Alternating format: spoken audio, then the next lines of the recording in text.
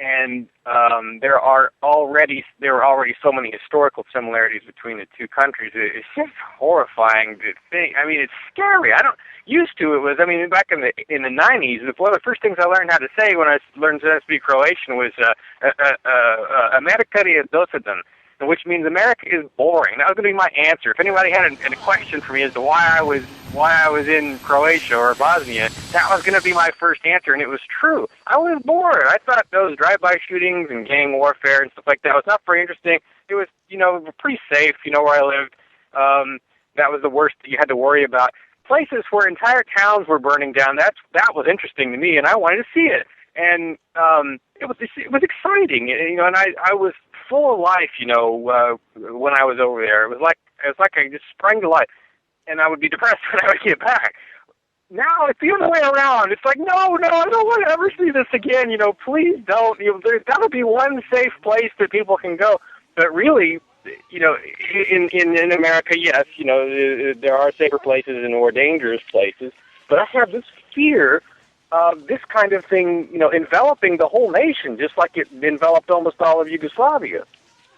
And really, that's a real good comparison, because Yugoslavia was sort of a hodgepodge country of different cultures that were all sort of glued together by this government, and a map that was drawn by dignitaries in a different country and just imposed upon people.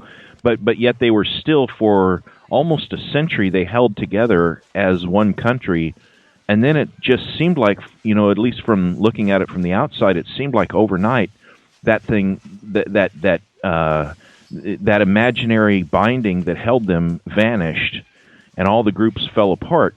But really, the truth is, there were people in there trying to break that apart and trying to be free long before most of the world took notice of the struggle.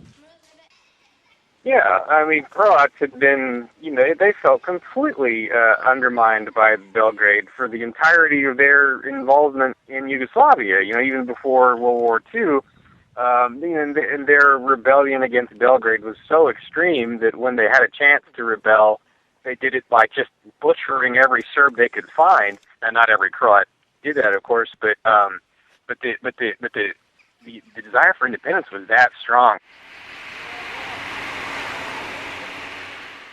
And the real thing that made it happen, though, was not the Croatian separatists. It was just the fact that the central government in Belgrade kept overplaying its hand and just acting as though they could just pretty much do anything they want. And really, I mean, it's more complicated than that, because it really, as I think about it, Milosevic he was a cagey player, and he didn't overplay his hand at every occasion. There were various points in time where he would pick what would be considered a more cautious approach, toward getting what he wanted. He was nothing like the current United